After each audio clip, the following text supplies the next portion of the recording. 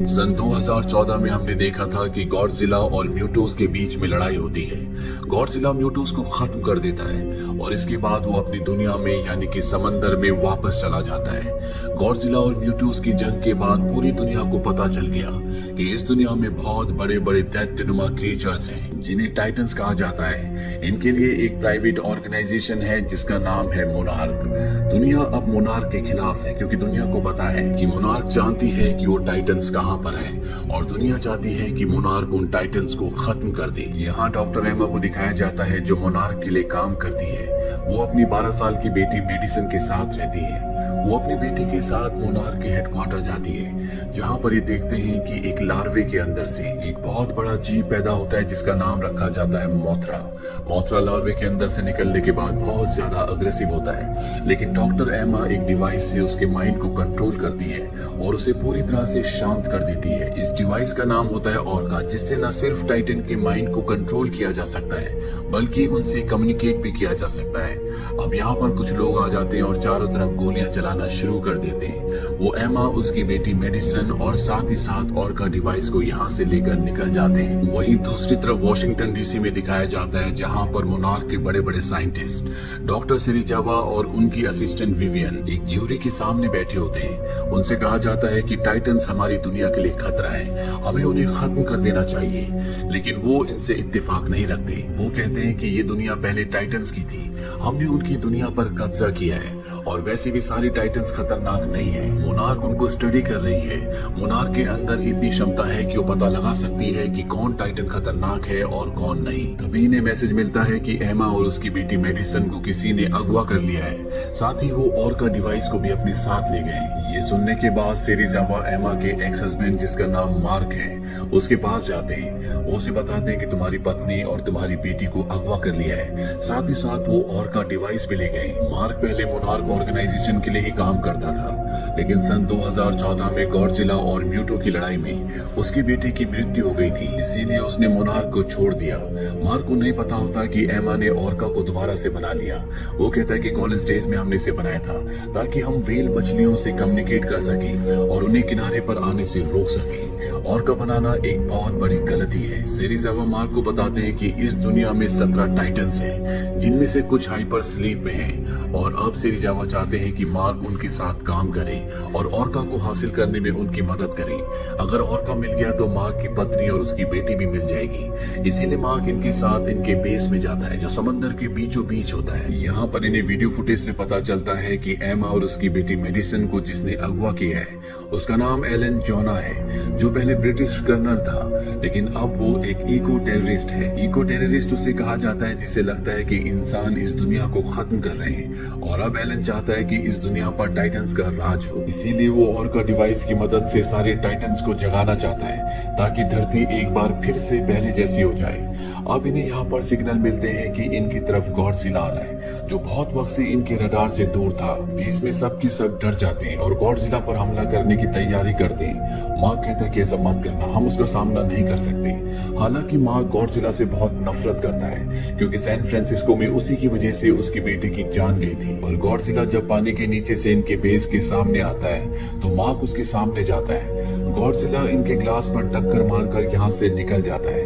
Mark कहता है कि शायद ये हमसे कुछ कहना चाहता है, हमें इसका पीछा करना चाहिए। ये रडार में देखते हैं कि गॉडजिला बार बार एंटार्क्टिका जाता है क्योंकि वहाँ पर एक बहुत बड़ा क्रिएचर है जिसका नाम है किंग गिदोरा। एमा ने उसे नाम दिया होता है मॉन्स्टर जीरो, जिसे पूरी तरह से एंटार्क्टिका की बर्फ में जमा कर रखा होता है। और अब मार्क और उसकी पूरी टीम उस जगह पहुंच जाती है जहाँ पर एलन और उसके सभी लोग होते हैं। मार्क उस जगह पहुंच जाता है जहाँ पर उसकी पत्नी एमा और उसकी बेटी मेडिसन होती है।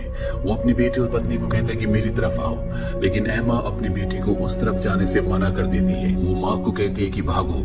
इसके बाद वो रिमोट का बटन दबाती है और जहाँ पर मॉन्स्टर जीरो पूरी तरह से जमा हुआ होता है वहाँ पर ब्लास्ट होना शुरू हो जाती है। एमा अपनी बेटी को लेकर एलन के साथ यहाँ से हेलीकॉप्टर से निकल जाती है और अब यहाँ से सब के सब भागना लड़ना शुरू कर देती है। मैक्स जब बाहर होता है तभी वो देखता है कि 3 मुंह वाला बहुत बड़ा क्रिएचर जिसका नाम मॉन्स्टर जीरो है वो जमीन के नीचे से ऊपर निकल रहा है और इससे पहले कि वो इन्हें मारता यहाँ पर गॉडजिला आ जाता है जो मॉन्स्टर जीरो से लड़ना शुरू कर देता है। इन दोनों के बीच में हजारों लाखों साल पुरानी दुश्मनी है। मॉन्स्टर जीरो गॉडजिला से ज्यादा ताकतवर होता है इसीलिए वो उसे नीचे गिरा देता है और अब वो इंसानों को मारना शुरू कर देता है। पर तभी यहाँ पर मोनार्क की फोर्सेस आ जाती हैं जो मॉन्स्टर जीरो पर हमला कर देती है और एक बार फिर से गॉडजिला उससे लड़ने के लिए ऊपर आ जाता है। ये देखकर मॉन्स्टर जीरो यहाँ से भाग जाता है और अब मैक्स और पूरी मोनार्क ऑर्गेनाइजेशन को समझ में आ जाता है कि एमा और उसकी बेटी का अपहरण नहीं हुआ बल्कि वो एलन के साथ मिली हुई है। अब इन्हें एमा का वीडियो कॉल आता है और वो इन सबको बताती है कि मैं एक एक करके बहुत जल्दी सभी टाइटन्स को आजाद कर दूंगी।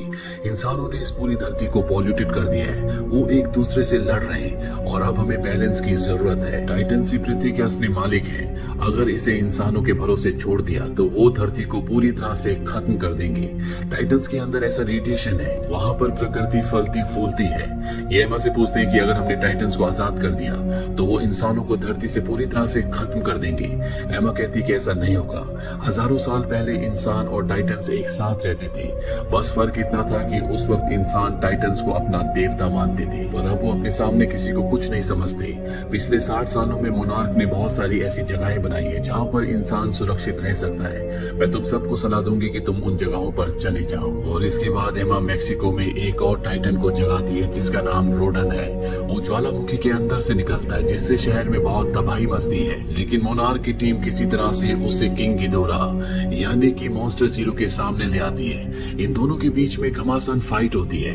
मॉन्स्टर जीरो बहुत ही ताकतवर होता है इसीलिए वो रोडन को हरा देता है। इसके बाद मॉन्स्टर जीरो मोनार्क के प्लेन की तरफ बढ़ता है और इससे पहले कि वो उन्हें नुकसान पहुंचाता यहाँ पर गॉडजिला आ जाता है जो मॉन्स्टर जीरो के ऊपर हमला कर देता है। इस बार वो उसका उल्टा सर उखाड़ देता है, लेकिन अभी भी लगातार लड़ रहे होते हैं। इसीलिए आमीन के ऊपर एक मिसाइल छोड़ने का फैसला करती है जो 2 मील के दायरे में हर एक चीज को खत्म कर देती है। मोनार्क की टीम यहाँ से निकल जाती है और जब मिसाइल छोड़ी जाती है तो वो गॉडजिला की लगती है जिससे एक बहुत बड़ा धमाका होता है। गॉडजिला की इस धमाके में मृत्यु हो जाती है, लेकिन मॉन्स्टर जीरो को कुछ नहीं होता। वो यहाँ से उड़ जाता है और उसका वो सर जो गॉडजिला ने उखाड़ दिया था वो दोबारा से ग्रो हो जाता है। इसके बाद मॉन्स्टर जीरो दुनिया में जितने भी टाइटन्स होते हैं सब टाइटन्स को जगा देता है। साथ ही रोडन जो ज्वालामुखी के अंदर से निकला था वो भी मॉन्स्टर जीरो को अपना किंग मान लेता है। ये सब देखने के बाद एमा की बेटी मेडिसन उसके खिलाफ हो जाती है। वो समझ जाती है कि ये सब गलत हो रहा है। वही मोनार्क ऑर्गेनाइजेशन को माइथोलॉजिकल टेक्स्ट से पता चलता है कि मॉन्स्टर जीरो दरअसल किंग गिडोरा है और वो अर्थ का नहीं है बल्कि वो एक एलियन है और वो पूरी अर्थ को अपने अनुकूल बदलना चाहता है। वहीं दूसरी तरफ एक और टाइटन जिसका नाम मोथरा है जो इस कहानी की शुरुआत में कुकून से निकली थी पर फायरिंग होने के बाद हमला होने के बाद वो झरने के पीछे छुप गई थी। दरअसल उसने एक बार फिर से अपने आप को कुकून के अंदर समा लिया था और अब जबकि पूरी दुनिया के टाइटन्स जाग चुके हैं तो वो भी कुकून से बाहर आ जाती है जो कि एक बहुत ही विशाल फ्लाइंग टाइटन होती है। दरअसल ये टाइटन्स की रानी है। यहाँ पर मोनार्क को पता चलता है कि वो किसी को सिग्नल भेज रही है और जब वो सिग्नल को ट्रैक करते हैं तो उन्हें पता चलता है कि वो गॉडजिला को सिग्नल भेज रही है और गॉडजिला भी उसका जवाब दे रहा होता है, यानी कि गॉडजिला अभी भी जिंदा है। और जब वो मोथरा का पीछा करते हैं तो उस जगह पहुंच जाते हैं जहां पर गॉडजिला है, लेकिन वो बहुत ज्यादा जख्मी होता है। ये सबमरीन से जब पानी के नीचे जाते हैं तो देखते हैं कि वहां पर एक बहुत पुराना शहर है जो पूरी तरह से पानी में डूबा हुआ है। ये वो वक्त है जब गॉडजिला और इंसान एक साथ रहा करते थे। गॉडजिला इस धरती पर राज करता था। अब ये उस जगह पहुंच जाते हैं जहां पर गॉडजिला होता है। वो धरती के कोर से रेडिएशन को एब्सॉर्ब कर रहा होता है ताकि वो जल्दी से अपनी बॉडी को हील कर ले, लेकिन इस प्रोसेस में कई साल लगेंगे। इसीलिए मैक्स और डॉक्टर सेरिज़ावा ये फैसला करते हैं कि वो मिसाइल को ब्लास्ट करके इस जगह का रेडिएशन बहुत ज्यादा बढ़ा देंगे जिससे गॉडजिला जल्दी हील हो जाएगा। लेकिन जब ये मिसाइल को लॉन्च करने की कोशिश करते हैं तो लॉन्च नहीं होती क्योंकि इनका सबमरीन जमीन से यानी कि तल से टकराया था। और अब एक ही रास्ता है कि कोई मिसाइल को लेकर गॉडजिला के पास जाए और मैन्युअली उसे वहां पर सेट कर दे। डॉक्टर सेरिज़ावा कहते हैं कि काम मैं करूंगा और वो मिसाइल लेके गॉडजिला के पास जाते हैं। मिसाइल में टाइमर ऑन करते हैं और अपनी जिंदगी के आखिरी पलों में वो गॉडजिला को छूते हैं। इसके बाद एक बहुत बड़ा ब्लास्ट होता है। सबमरीन भी अब ऊपर पहुंच चुका होता है और अगले पल समंदर से गॉडजिला निकलता है, जो कि अब बहुत ज्यादा ताकतवर हो चुका है। वहीं एमा को भी अब एहसास होता है कि गिदोरा इस पूरी दुनिया को खत्म कर देगा। वो इंसानों के साथ मिलकर कभी भी नहीं रह सकता। लेकिन एलन अभी भी इस बात को नहीं मानता। पर एमा की बेटी मेडिसन इस जगह से और का डिवाइस लेकर निकल जाती है। वो उसे एक लाउड स्पीकर के साथ कनेक्ट करती है और उसकी फ्रीक्वेंसी को ऑन करती है ताकि सारे के सारे जितने भी टाइटन्स हैं वो सब के सब शांत हो जाएं। और कुछ ही देर में वहां पर गिदोरा आ जाता है और उस पूरी जगह को नष्ट कर देता है जहां पर मेडिसिन होती है। मेडिसिन और का डिवाइस को लेकर बाहर भागती है। गिदोरा उसे देख लेता है, वो और का डिवाइस को तोड़ देता है और इसके बाद वो मेडिसिन को मारने वाला होता है कि तब तक यहाँ पर गॉडजिला आ जाता है। गॉडजिला उस पर हमला करता है और इन दोनों के बीच में घमासान लड़ाई शुरू हो जाती है। पर गिदोरा अभी भी गॉडजिला से शक्तिशाली होता है, इसीलिए मोनार्क टीम गॉडजिला का साथ देती है। वो भी गिदोरा के ऊपर हमला करती है, लेकिन मोनार्क की टीम को जल्दी वापस लौटना पड़ता है क्योंकि इन्हें पता चल जाता है कि गॉडजिला का रेडिएशन लगातार बढ़ता ही जा रहा है और बहुत जल्दी वो फट जाएगा, जिससे चारों तरफ तबाही मचेगी। अब यहाँ पर क्वीन मोथरा आ जाती है जो गॉडजिला की मदद करना चाहती है, लेकिन इससे पहले कि वो ऐसा करती, यहाँ पर रोडान जो कि ज्वालामुखी के अंदर से निकला था, वो मोथरा के ऊपर हमला कर देता है, लेकिन मोथरा उसे खत्म कर देती है। वहीं गिदोरा ने पूरी तरह से गॉडजिला को ओवर पावर कर लिया होता है। वो गॉडजिला को उठाकर आसमान की गहराइयों में ले जाता है और वहां से फेंक देता है। और अब गिदोरा गॉडजिला को मारने ही वाला होता है कि वहां पर मोथरा आ जाती है। मोथरा जानबूझकर गिदोरा के मुंह के सामने आ जाती है। वो उसे जलाकर राख कर देता है और उसकी जितनी भी एनर्जी होती है वो सब की सब गॉडजिला में ट्रांसफर हो जाती है। यानी कि गॉडजिला को बचाने के लिए उसने अपने आप को सेक्रीफाइस किया होता है। गॉडजिला हील तो हो रहा होता है, लेकिन अभी भी गिदोरा उस पर लगातार हमला कर रहा होता है। यहाँ पर एमा भी आ जाती है जो मार्क से मिलती है। ये दोनों अपनी बेटी मेडिसिन को ढूंढ लेते हैं। साथ ही इनके पास और का डिवाइस भी है जो टूटा हुआ होता है। ये उसे रिपेयर करते हैं ताकि गिदोरा का ध्यान अपनी तरफ आकर्षित कर सके। और जैसे और का रिपेयर होता है, एमा उसकी फ्रीक्वेंसी को बढ़ा देती है, जिससे गिदोरा का ध्यान उसकी तरफ आकर्षित होता है। वो गॉडजिला को छोड़कर इनके पीछे आता है। एमा सबकी जान बचाने के लिए ऑर्का को गाड़ी में लेकर यहाँ से निकल जाती है और जल्दी गिदोरा उस तक पहुंच जाता है। वो उसे मार देता है।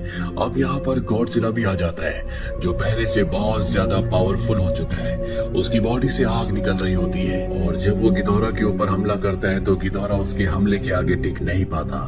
गॉडजिला गिदोरा को मार देता है। गिदोरा के मरते यहाँ पर जितने भी टाइटन्स होते हैं वो सब के सब गॉडजिला के पास आ जाते हैं और अपना सर झुका लेते हैं, यानी कि उन्होंने गॉडजिला को अपना असली किंग मान लिया है। ये सब कुछ शांत होने के बाद हमें मोनार्क की फाइल दिखाई जाती है, जिससे हमें पता चलता है कि टाइटन्स अब धरती को हील करने में इंसानों की मदद कर रहे हैं। साथ ही मोनार्क ऑर्गेनाइजेशन को एक अंडा भी मिलता है जो कि क्वीन मोथरा का होता है। हमें ये भी बताया जाता है कि जितने भी टाइटन्स होते हैं वो सब के सब स्कल आइलैंड पर जाते हैं जहाँ का राजा कॉन्ग है। यहाँ गुफाओं में हमें कुछ पेंटिंग्स भी दिखाई जाती है जिसमें कॉन्ग और गॉडजिला आपस में लड़ रहे होते हैं। पोस्ट क्रेडिट सीन में हमें दिखाया जाता है कि एलन मेक्सिको में गिदोरा का कटा हुआ सिर खरीद रहा है क्योंकि वो उससे कुछ न कुछ एक्सपेरिमेंट्स करना चाहता है। तो ये थी पूरी कहानी गॉडजिला किंग ऑफ मॉन्स्टर्स की। ये मूवी ईयर 2019 में रिलीज हुई थी। IMDb पर इसकी रेटिंग है 6। इस मूवी का बजट था 170 to 200 मिलियन डॉलर्स और बॉक्स ऑफिस पर इसने कमाई की थी 387 मिलियन डॉलर्स की। उम्मीद करते हैं कि ये कहानी आपको